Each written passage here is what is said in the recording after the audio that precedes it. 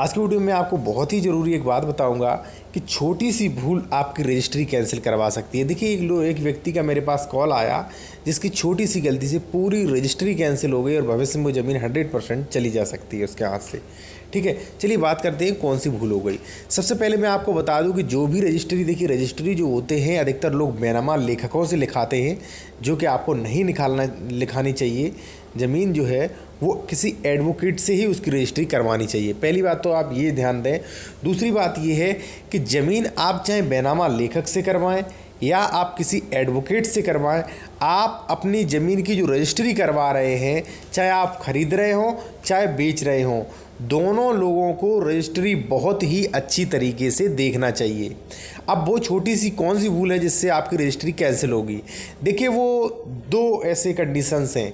जैसे मान लीजिए सबसे पहला, यदि आपने अपनी ज़मीन का गलत डिस्क्रिप्शन दे रखा है, ठीक है, आपने जो ज़मीन जो है उसका गलत डिस्क्रिप्शन दे रखा है या उसका डिस्क्रिप्शन जो है वो दे ही नहीं रखा है। ऐसा ही आज ऐसी कंडीशन में मेरे पास एक शख्स का फ़ोन आया जिसमें क्या हुआ कि उन्होंने जो ज़मीन खरीदी है उसका खेत नंबर और खेत का खाता नंबर कुछ भी वहाँ पे मेंशन नहीं किया गया, बल्कि वहाँ पे सीधा विक्रेता और प्लॉट और कहाँ पे प्लॉट बेचा जा रहा है डायरेक्ट वो कर दिया, जिससे रजिस्ट्री कैंसिल होने के बहुत ही अधिक चांस हैं। क्योंकि जिस रजिस्ट्री में प्रॉपर्टी का डिस्क्रिप्शन पूरी तरीके से नहीं है वो रजिस्ट्री कैंसिल भी हो सकती है।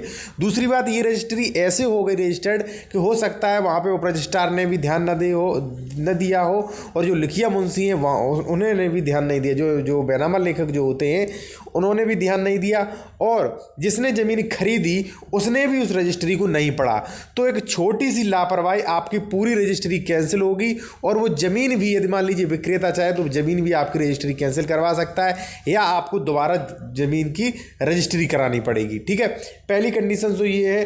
दूसरी जो कंडीशन है दोस्तों वो है विक्रेता का नाम और पिता का नाम। देखिए आप विक्रेता का नाम और पिता का नाम वही मेंशन करवाएं जो ज़मीन वाले डॉक्यूमेंट्स पे है। ज़मीन वाले डॉक्यूमेंट्स सबसे महत्वपूर्ण है। आधार कार्ड से मतलब नहीं है, जो ज़मीन आप खरीद रहे हैं विक्रेता का जो ज़मीन पर नाम है वही नाम आप मेंशन करवाएं।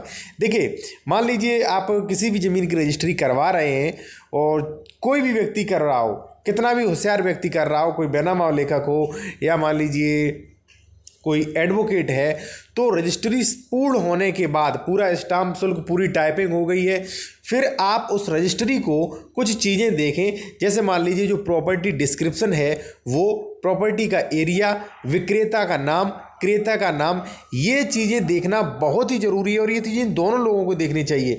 जैसे मान लीजिए जो बेच रहा है उसको भी देखनी चाहिए कि मैं जो है ज़मीन का कितना एरिया बेच रहा हूँ। दोस्तों यदि आपका कोई भी क्वेश्चन हो तो कमेंट करके अवश्य पूछें।